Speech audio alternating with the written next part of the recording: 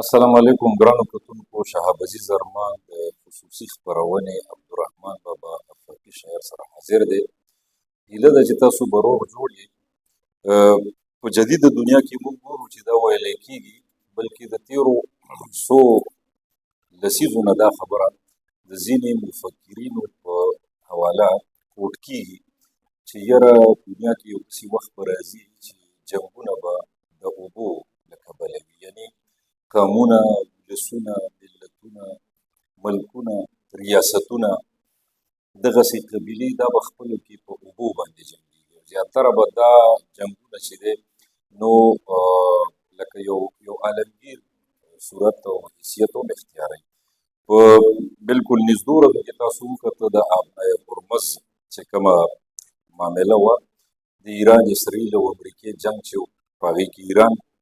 ابنای هرمز بند کړو. هغه چې بند شو نو د میډل ایسټ له طرفه ټول ټریډ هغې ته چې څومره جازونه ورځي او دغه ځای نه څومره راځي او د تیلو ترسیل بند شو، نو په دنیا د هغې ډېر خطرناک اثر پرېوت، خصوصا زموږ په ملک او ملحقه نورو ملکونو باندې بیا په موږ باندې د هغې اثر نور هم زیات راغلو. د هغې نور وجوهات دي، هغې ته به نه ځو. خو به هر حال تاسو وکته چې د اوبو بندش او د اوبو رواني دا خپل ډېر لوی اهمیت لري. دغسې باران که د حد نه زیات وي نو هم مسله وي، که باران بیخي نه کېږي خشکسالي وي نو هم مسله وي. په کوم علاقو کې چې سیندونه وي او د هغې نه اوبه خور کېږي، ځمکو ته اوبه رسي او هغه علاقې شنې وي، هغه سرسبزې او شادابې وي. خو بل طرف ته د سیندونو چې نږدې کومه علاقه وي پکې سیند بهیږي نو د هغې خپل نقصانات هم وي. یعنې د څنګه چې د هر څیز فایدې نقصانونه شته نو داسې د اوبو د کمي او د ډېروالي په دواړو صورتحالو کې نقصانونه هم شته، فایدې هم شته. او لکه کومو مفکرینو چې دا خبرې کولې چې په اوبو باندې به تنازع وي نو هغه ځای ته خو موږ راورسېږو. یعنې دنیا هغه مقام باندې نه ولاړه ده چې څومره ټریډ دی، بزنس دی د دنیا ترمنځ، نو هغه خو په دې سمندرونو باندې په اوبو باندې کېږي. خو بیا په ملکونو کې دننه چې کوم سیندونه دي، د یو سیند دغه چې د سرچینه دا په یو ملک کې وي او هغه ځای نه ځي بل ملک ته داخلېږي، نو په هغې باندې خپل تنازعات چې دی روان دي. بیا چې کومې علاقې سرسبز او شادابې دي او په هغې کې فصلونه ډېر دي، اوبه ډېرې دي او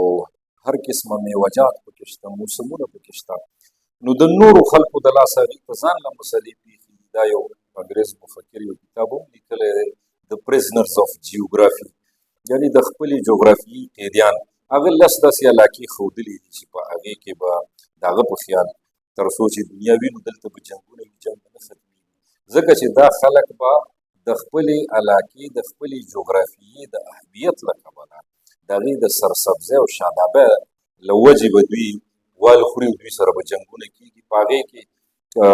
زموږ د بدقسمتۍ نه زموږ د صوبه خیبر پښتونخوا ده هم شامله ده، پنجاب هم پکې تر څه حده شامل دی. په هغې کې د یوکرین چې دی چې روس هلته کې د روس او یوکرین خطه ده نن سبا د ډېرې اوږدې مودې نه،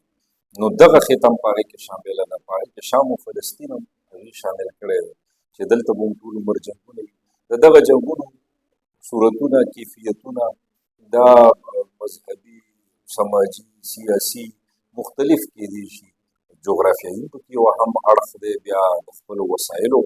د وجې هم ډېر خلک وال خوري. په عام ژوند کې وال خوري. هغه د رحمت الله درد صاحب یو شعر دی چې د ونې هغه ښاخ ریبه شي چې تر ټولو جګ وي، ته به مې څه وژنې ظالمه، خپل کمال مې وژني. نو ځینې علاقې ځینې خلک د خپل کمال د وژنې وال خوري، هغه په تکلیف کې. نن موږ ګورو چې د پاکستان او د انډیا صورتحال دا دی چې په 1960 کې د پاکستان انډیا ترمنځ کومه معاهده د انډس ټریټي په نوم باندې سنتاس معاهدې په نوم شوې وه چې د پاکستان 3 سیندونه داسې دي چې د هغې سرچینې په کشمیر او انډیا کې، مقبوضه کشمیر او انډیا کې، او هغه را داخلېږي پاکستان ته. نو په هغې باندې هندوستان د پاکستان حق تسلیم کړی دی. او دغسې د انډیا 3 سیندونه داسې دي چې د هغې سرچینې په پاکستان کې دي او هغه ځي انډیا ته، د انډیا علاقې سیرابوي، نو په هغې باندې پاکستان د هندوستان حق تسلیم کړی دی. د دوی ترمنځ معاهده ده باقاعده د 1960. نو د هغه معاهدې په رڼا کې په دې سیندونو باندې د ملکونه ډیم نشي جوړولی، دا بالکل د سیند بندولی نشي، بل طرف ته رخ نشي اړولی وغیره وغیره مختلف شرایط. اوس موږ ګورو چې هندوستان د پاکستان اوبه بندي کړي دي، په دې باندې تنازع روانه ده. پاکستان په سفارتي بنیادونو باندې تاسو خبرونو کې اورئ چې راختونه ورته لیکي یا نور څه اعلامیې دي چې د سونو راځي. بهرحال دغه خپل دغه دی، خو زما پوینټ اف ویو ده او نقطه نظر مې ده چې یعنې دنیا په هغه برید باندې ولاړه ده چېرته چې د اوبو تنازع خطرناک صورتحال اختیار کړی دی. الله دې خیر وکړي، دا صورتحال به نور هم خطرناکېږي. بیا د انوایرمنټ د وجې چې کوم انوایرمنټل چینجز دي، کومې موسمي تبدیلی دي، بدلونونه دي، ماحولیاتي کوم بدلون دی، نو د هغې د وجې هم زرخیزې علاقې هم لګیا دی خرابېږي، چې کوم څنګه زموږ په زرخیزو سرسبزو شادابو علاقو کې د کورونو ټاونشپو د وجې د کنکریټ ځنګلونه جوړ شول، نو هغې د اوبو سطحه هم ډاون کړه، هغې ونې هم تباه برباد کړي، هغې نور هم دې سره متصل ډېر څیزونه چې کوم دی تړلي چې د ماحول یو ډېر ضروري عناصر وو هغه هم بربادۍ سره مخ کړه. نو دا سلسلې خو د جدید دنیا دي، خو د اوبو اهمیت مسلم دی. انسان د اوبو نه بغیر زندګي نشي تېرولی، د څښلو په صورت کې هم او د باران په صورت کې هم او د سیند په صورت کې هم د انسان زندګي د اوبو نه بغیر نه تېرېږي. اوبه د دپاره لایف لاین دی، دا ډېرې زیاتې ضروري دي. دا خبرې په تکرار سره شوي دي، په کتابونو کې هم شوي دي، سکالرانو هم کړي دي، مختلفو علماو هم کړي دي. دغه اوبه د عبدالرحمن بابا په زمانه کې هم ډېرې اهمې وې، بلکې د دې دور نه به په هغه دور کې د اوبهخور په حواله خبره کوو نو اهمیت ځکه زیات و چې نن خو په جدیده دنیا کې موږ ګورو یا زموږ په خپل وطن کې چې اوبه چې دی نو هغه نیري نظام سره ډېرې علاقې ته رسي او هغه علاقه سیرابېږي، د سیندونو نه نیرونه وتي دي، د نیرونو نه ولي وتي دي او د ولو نه شاخونه وتي دي، او دغسې چې دی نو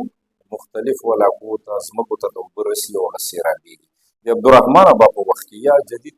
80 کاله مخکې که موږ وګورو نو د آبپاشۍ دغه نظام نو نن هم ډېرې ځمکې باراني دي، په هغه وخت کې تقریبا ډېرې زیاتې 80% نه سیوا ځمکې باراني دي. باران ته به د خلکو کتو، خلکو به چې کوم دی فصل په هغه حساب سره دغه به چې و تخم دا به یې شیندلو، بیا د باران انتظار به و، بیا یو پوره تکلیف و، یو مصیبت و د زمیندار سړي، د کسان، د کارکوونکي، که څوک د ځمکو والا و، که څوک د هغه د ځمکو ساتونکي و، کسانو، دهقانو، د هغه زندګي ځان له په عذاب و، د ځان له په عذاب و، یو لوی تکلیف. زمونږ د پېښور خصوصا د خلیلو مومندو چې کومې ځمکې دي نو دا به د باړې نه اوبه کېدې. باړه چې د خیبر نه راځي خوړ دی او دا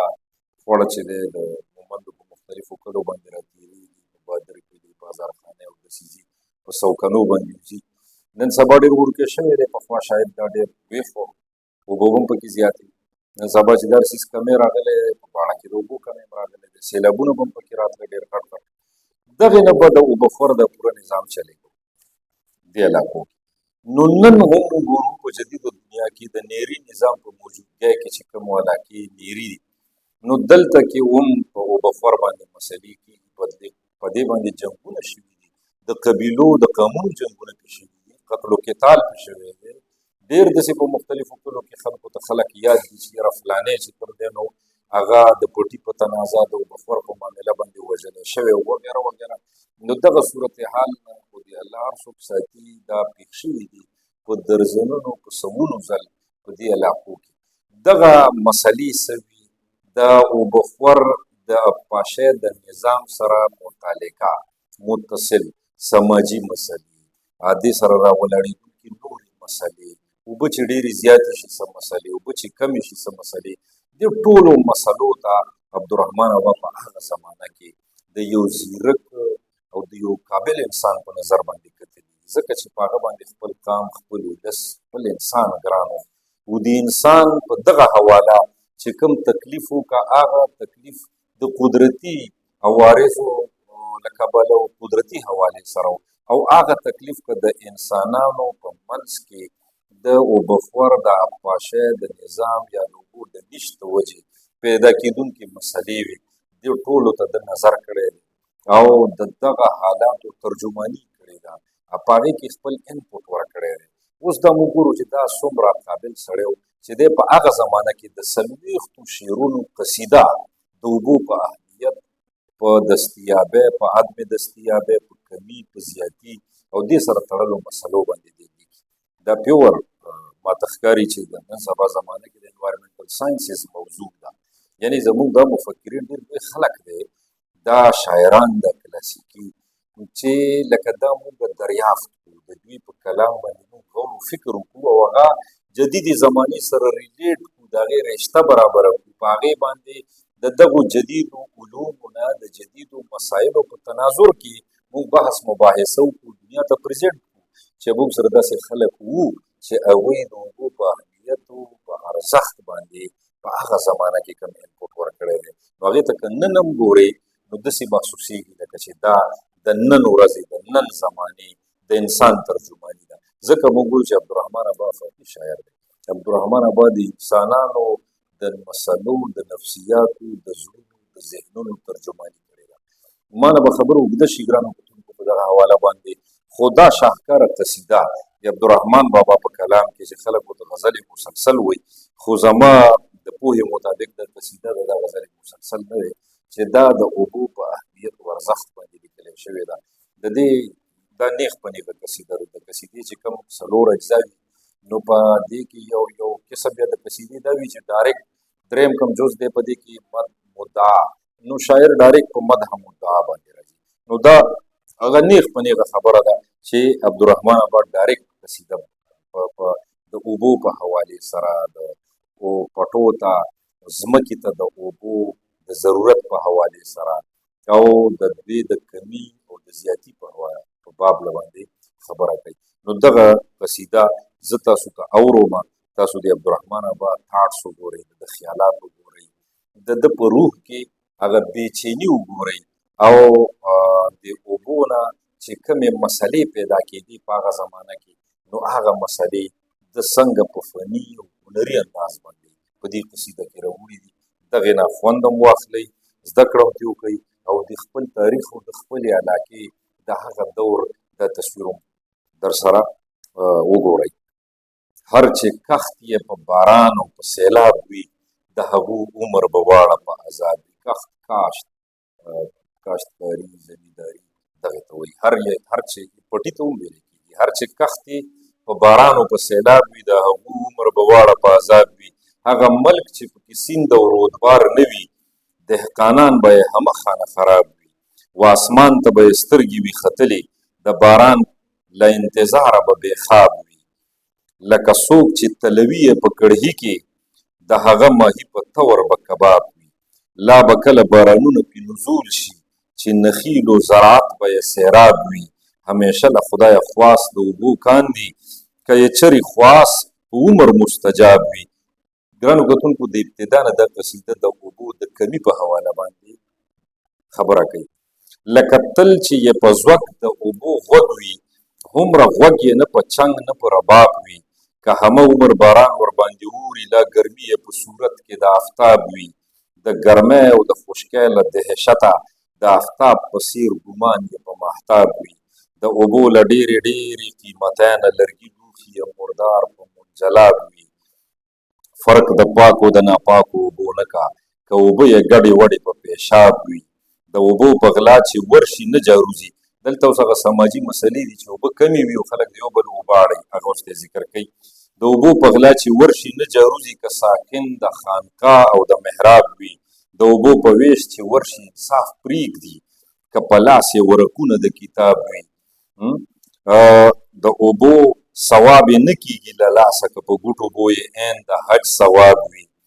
د باران امید یې نه کېږي له خدایه که یې شپه ورځ په سر باندې سحاب وي. سحاب ګرانو کتونکو وریځې ته وایي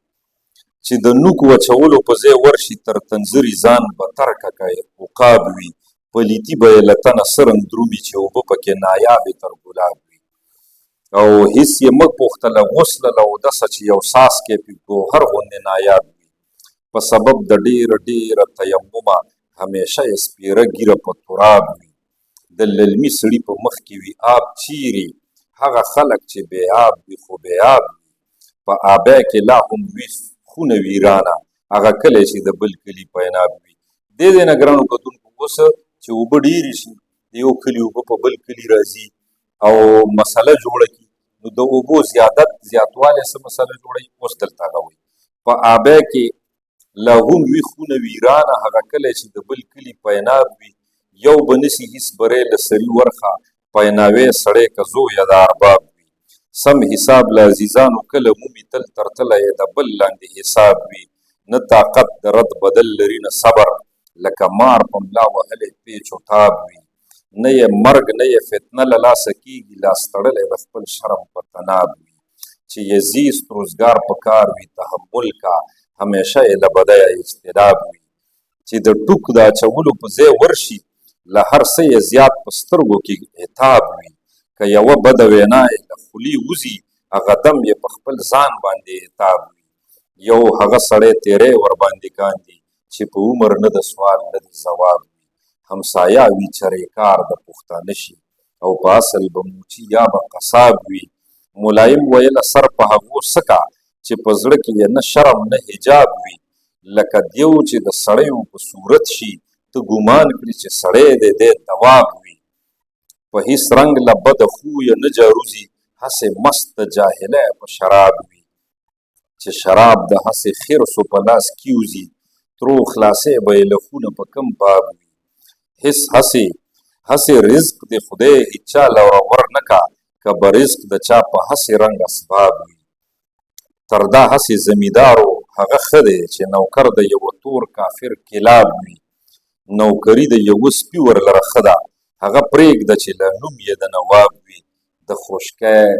له غمه قوم د رحمان خوښ دی که رفتن یې له جهانه په شتاب وي ګرانو کتونکو دا تاریخي یا د معلوماتي یا د بنیادي قصیده وه چې د اوبو په اهمیت په افادیت په ارزښت د دې په فیدو په نقصان د سیلاب د باراني ځمکو د اوبو د نشت په مختلفو زاویو مختلفو اړخونو باندې که دا یو شعر سړی راسپړي نو په دې قصیده کې خبره شوې ده نو ما ویل چې دغه تاسو سره شریکه کومه د عبدالرحمن بابا د ویژن نه د هغه د غیر معمولي ځیرکتیا نه هم خبرداری حاصل شي او دا پته هم ولګي چې عبدالرحمن بابا په خپله معاشره کې یو بیدار ضمیره انسان و د خپلې معاشرې د خپل سماج د مسلو نه خبردار انسان و هغه په دې سماج کې په غړېدلو سترګو زندګي تېره کړې ده هغه په غار کې ناست نه و د دې خلکو د حق اواز یې کړی دی دې خلکو ته اخلاقي تعلیم ورکړی دی او د دې خلکو د سماجي اصلاح دپاره چرته د هغه انداز مصلحانه دی واعظانه دی او چرته د هغه انداز چې دی هغه تنزیه دی نو دغه ټولې خبرې په دې قصیده کې شته دی هیله ده چې د عبدالرحمن بابا د دې قصیدې په موجوده د اوبو د اهمیت د اوبو د جنګ جګړو چې د اوبو له لاسه ولاړي